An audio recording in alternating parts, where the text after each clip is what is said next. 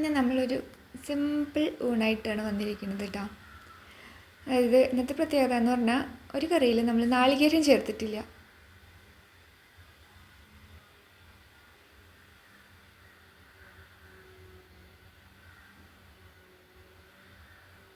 അപ്പോൾ വടിമട്ടച്ചോറ്, പിന്നെ മത്തങ്ങയും പയറുമാണ് കറി കേട്ടോ.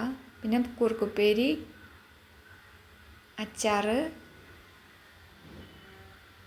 ഓംലെറ്റ്, പിന്നെ പച്ചമോര്.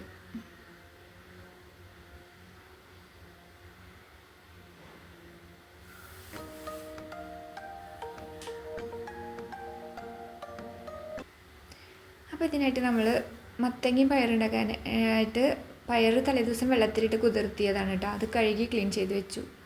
അപ്പോൾ ഈ മത്തങ്ങ കണ്ടില്ലേ, നമ്മൾ നാളെ സ്റ്റോർ ചെയ്ത് വെച്ചിട്ടുണ്ടായിരുന്നില്ലേ മത്തങ്ങ, ആ മത്തങ്ങയുടെ വീഡിയോ കണ്ടവർക്ക് ഓർമ്മയുണ്ടാവും. അപ്പോൾ 4 ദിവസം മുമ്പ് എടുത്ത് വെച്ച മത്തങ്ങയാണ് കേട്ടോ. ഇപ്പോഴും നല്ല ഫ്രഷ് ആയിട്ടിരിക്കുന്നുണ്ട്. അപ്പോൾ മത്തങ്ങ നമ്മൾ കട്ട് ചെയ്ത് വെക്കുക. അപ്പോൾ ഇതിന് മുമ്പ് നമ്മൾ പയർ അവിടെ വെള്ളത്തിലിട്ട് വെച്ചത് വേവിക്കാൻ വെച്ചിട്ടുണ്ട് കേട്ടോ. പക്ഷേ വീഡിയോ ഇങ്ങനെ എഡിറ്റ് ചെയ്തപ്പോൾ ഇത് ആദ്യം വന്നു. മറ്റേ ക്ലിപ്പ് അതിൻ്റെ അപ്പുറത്തായി പോയി. അതുകൊണ്ടാണ് ഇത് കാണിക്കുന്നത്. അപ്പോൾ നമ്മൾ പയർ സ്റ്റൗമ്മ വെച്ചിട്ട് മത്തങ്ങ കട്ട് ചെയ്താൽ മതി കേട്ടോ. പയർ കുക്കറിലിട്ട് അതിലേക്ക് ഇങ്ങനെ മുകളിൽ നിൽക്കണ അത്ര വെള്ളം, പയറൊക്കെ മുങ്ങിക്കിടക്കണം അത്ര, അതിൻ്റെ മുകളിൽ നിൽക്കണ അത്ര വെള്ളം ഒഴിച്ചിട്ട്, ഇതിപ്പോൾ ഉപ്പിടാണ്ടാണ് വേവിച്ചത് കേട്ടോ. അത് ഫസ്റ്റ് വിസിൽ വന്നപ്പോൾ സിമ്മിലിട്ടിട്ട് ഒരു 10 മിനിറ്റ് മതി കേട്ടോ. അപ്പോഴേക്കും പയർ നന്നായിട്ട് വെന്തിട്ടുണ്ടാവും.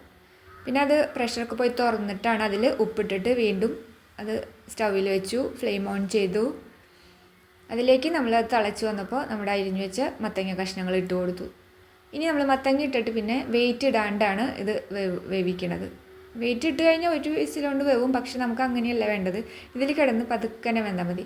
ഒരു 5 മിനിറ്റൊക്കെ മതിയാവും മത്തങ്ങ വേവാൻ. അപ്പോൾ വെയിറ്റ് ഇടാണ്ട് നല്ല തിളച്ച് വരുമ്പോൾ സിമ്മിലിട്ട് വയ്ക്കുക. അപ്പോൾ മത്തങ്ങ വെന്ത് കഴിഞ്ഞിട്ട് പിന്നെ ഇപ്പോൾ കണ്ടില്ലേ, ഇപ്പോൾ വെള്ളവും മത്തങ്ങയും എല്ലാതും കൂടെ പാകത്തിനായിട്ടാണ്. ഇനി ഇതിൽ വെള്ളമൊന്നും ചേർക്കണ്ട.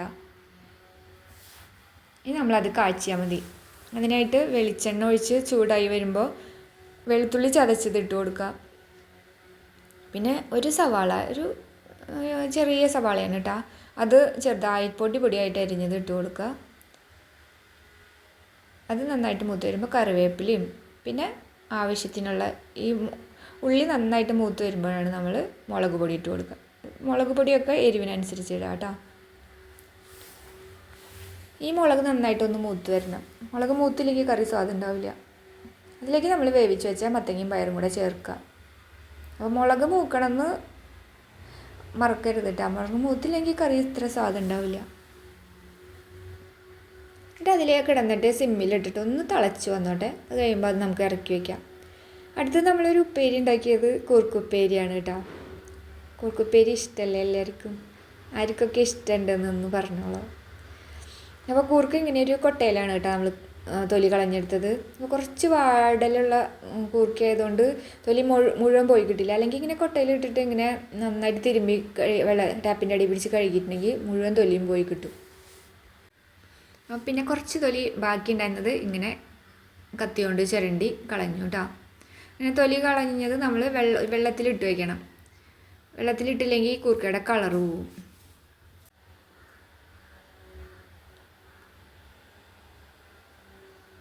എനിക്കിവിടെ കൂർക്കയുടെ തൊലി കളയാൻ നല്ല ഇഷ്ടമാണ്. കയ്യുമ്പോൾ കറയാവും. പക്ഷെ ഇങ്ങനെ കഴുകിക്കഴിഞ്ഞാൽ കറയാവില്ല, കുറയും കേട്ടോ. അധികം കറയൊന്നും ആവില്ല. നന്നായിട്ട് കഴുകി കൊട്ടയിലിട്ടിട്ട് നന്നായി തിരുമ്പി കഴുകി കളഞ്ഞാൽ പിന്നെ കുറച്ച് തൊലിയില്ലുണ്ടാവുള്ളൂ. അത് തൊലി കളയുമ്പോൾ അധികം കൈ നാശാവില്ല. അപ്പോൾ ഇങ്ങനെയാണ് നമ്മൾ കൂർക്ക ക്ലീൻ ചെയ്തെടുത്തത് കേട്ടോ. അങ്ങനെ എല്ലാം ക്ലീൻ ചെയ്തു. അപ്പോൾ ഇനി അതിലത്തെ വലിപ്പമുള്ളതൊക്കെ നമ്മൾ ചെറുതാക്കി ഇട്ട് കൊടുക്കണം. നമുക്ക് ഇഷ്ടമുള്ളത്ര വലിപ്പത്തിലാക്കി കൊടുക്കുക. ചില മണികളൊക്കെ ചെറുതുണ്ടാവും, അതൊന്നും കട്ട് ചെയ്യണ്ട, അങ്ങനെ തന്നെ ഇട്ടാൽ കുഴപ്പമില്ല. അത് എത്രയും കറയായി ഇത് കേട്ടോ. 2 വിരലുമ്പോൾ നല്ല കറ വന്നു. ചെറിയ മണി കണ്ടില്ലേ, അതൊക്കെ അങ്ങനെ തന്നെ ഇടാം. അപ്പോൾ ഇതും നമ്മൾ കുക്കറിൽ തന്നെയാണ് വെക്കണത് കേട്ടോ. പക്ഷേ കുക്കറിലിട്ടിട്ട് നമ്മളത് വെയിറ്റ് ഇടാണ്ടാണ് വെക്കുക. ഉപ്പിട്ട് ആവശ്യത്തിനുള്ള വെള്ളം കണ്ട ഇത്ര വെള്ളം ഒഴിച്ചാൽ മതി. മുകളിൽ നിൽക്കണ അത്ര വെള്ളമൊന്നും വേണ്ട. എന്നിട്ട് നന്നായിട്ട് ആവി വരുമ്പോൾ സിമ്മിലിട്ടിട്ട് അവിടെ കിടന്ന് ഇടയ്ക്ക് ഒന്ന് നോക്കിയാൽ മതി വെന്തോന്ന്. വെന്ത് കഴിയുമ്പോൾ അത് ഓഫ് ചെയ്യുക. വെള്ളം ഉണ്ടെങ്കിൽ ഒന്ന് വറ്റിച്ചെടുക്കണം തീ കൂട്ടി വെച്ചിട്ട് കേട്ടോ. പിന്നെ അത് നമ്മൾ കാച്ചാനായിട്ട് ചുമന്നുള്ളി മാത്രമേ എടുത്തിട്ടുള്ളൂ. വെളുത്തുള്ളി ആവശ്യമുള്ളവർക്ക് വെളുത്തുള്ളിയും ചുമന്നുള്ളിയും കൂടെ ചതച്ച് ചേർക്കാം കേട്ടോ. പിന്നെ കുത്തിപ്പൊടിച്ച മുളകും കറിവേപ്പിലയും ചേർക്കുക. അപ്പോൾ ഈ മുളക് നന്നായിട്ട് മൂക്കണം. മുളക് മൂത്താലാണ് കറികൾക്ക് എന്ത് കറിയായാലും നല്ല സ്വാദുണ്ടാവുക ഇങ്ങനെ ഉപ്പേരി വയ്ക്കുമ്പോൾ. അപ്പോൾ ഈ മുളകിലേക്ക് ഈ ഉള്ളിലേക്കുള്ള ഉപ്പാണ് കുറച്ചിട്ട് കൊടുത്തത് കേട്ടോ. കൂർക്ക നമ്മൾ ഉപ്പിട്ടിട്ടാണ് വേവിച്ചത്. പിന്നെ കുറച്ച് മുളക് പൊടിയും കൂടെ ഉപ്പേരിക്ക് നല്ലൊരു കളർ കിട്ടാൻ വേണ്ടി ചേർത്തതാട്ടോ. 1/4 ടീസ്പൂൺ ചേർത്തിട്ടുള്ളൂ. എരിവൊക്കെ നമ്മുടെ ഇഷ്ടത്തിനനുസരിച്ച് ചേർക്കാം. അതിലേക്ക് നമ്മൾ വേവിച്ച് വെച്ച കൂർക്കിട്ട് കൊടുക്കുക. അപ്പം മുളക് നന്നായിട്ട് മൂക്കണം കേട്ടോ. മുളക് നന്നായിട്ട് മൂത്തിട്ടാണ് ഈ വേവിച്ച കൂർക്കിടാൻ പാടുള്ളൂ. അല്ലെങ്കിൽ സ്വാദ് അത്ര ഉണ്ടാവില്ല. മുളകിൻ്റെ പച്ചമണം ഉണ്ടായിട്ടുണ്ടെങ്കിൽ നമ്മുടെ ഉപ്പേരി അത്ര സ്വാദ് ഉണ്ടാവില്ല. അപ്പോൾ മുളകൊക്കെ മൂപ്പിക്കുമ്പോൾ സിമ്മിലിട്ടിട്ട് ചെയ്താൽ മതി. അല്ലെങ്കിൽ വേഗം കരിഞ്ഞു പോവും. കരിഞ്ഞാലും സ്വാദ് ഉണ്ടാവില്ല, മൂത്തില്ലെങ്കിലും സ്വാദ് ഉണ്ടാവില്ല. അപ്പോൾ അതിൽ കുറച്ച് വെള്ളമുണ്ട്, അതും കൂടെ ഒന്ന് കുറച്ച് മീഡിയം ഫ്ലെയിമിലിട്ടിട്ട് ഒന്ന് വറ്റിച്ചെടുക്കാം കേട്ടോ. ഇനി അടുത്ത് നമ്മൾ തയ്യാറാക്കാൻ പോണത് നമ്മുടെ മുട്ട ഓംലെറ്റാണ്. അപ്പോൾ ഒരു തവ വെച്ച് അതിലേക്ക് വെളിച്ചെണ്ണ ഒഴിച്ച് നന്നായിട്ട് ചൂടാകുമ്പോൾ നമ്മുടെ 3 മുട്ടയാണ് എടുത്തിരിക്കുന്നത്. അതായത് അതിലെല്ലാം ചേർത്ത് നന്നായി മിക്സ് ചെയ്ത് വെച്ചിട്ടുണ്ട്. അതിങ്ങനെ അതിലേക്ക് ഒഴിച്ച് കൊടുക്കുക. അപ്പോൾ എണ്ണ ചൂടാവണം കേട്ടോ. ചൂടായില്ലെങ്കിൽ അത്ര ഓംലെറ്റ് അത്ര നന്നാവില്ല. ചൂടായിട്ട് വേണം നമ്മൾ ഇത് ഒഴിക്കാനായിട്ട് മിക്സ്.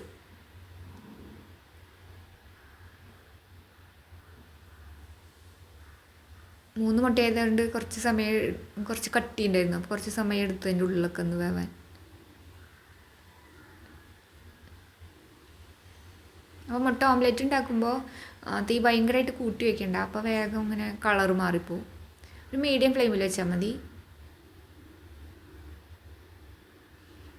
നമ്മൾ ഇങ്ങനെ ചെറിയ പീസൊക്കെ 4 പീസസൊക്കെ എടുത്തു കേട്ടോ ആ ഓംലെറ്റ്. അപ്പോൾ നമുക്ക് മുട്ട ഓംലെറ്റായി. അച്ചാറുണ്ട്, പിന്നെ കുറുക്കുപ്പേരി, പിന്നെ നമ്മുടെ പച്ചമോര് ഇവിടെ സ്ഥിരമുള്ളതാണ് കേട്ടോ. പച്ചമോര് ഉള്ളിയും ഇഞ്ചിയും പച്ചമുളകും കറിവേപ്പിലയും കൂടെ ചതച്ചിട്ടത്. അപ്പം നീ ഇഷ്ടപ്പെട്ട ആ വീഡിയോ സിമ്പിൾ ലഞ്ച് ഇഷ്ടപ്പെട്ടെങ്കിൽ ലൈക്ക് ചെയ്യുക, കമൻറ്റ് ചെയ്യുക, സബ്സ്ക്രൈബ് ചെയ്യുക. അപ്പോൾ ഇനി ഒരു സിമ്പിൾ റെസിപ്പി ആയിട്ട് നമുക്ക് അടുത്ത വീഡിയോയിൽ കാണാം. ബൈ.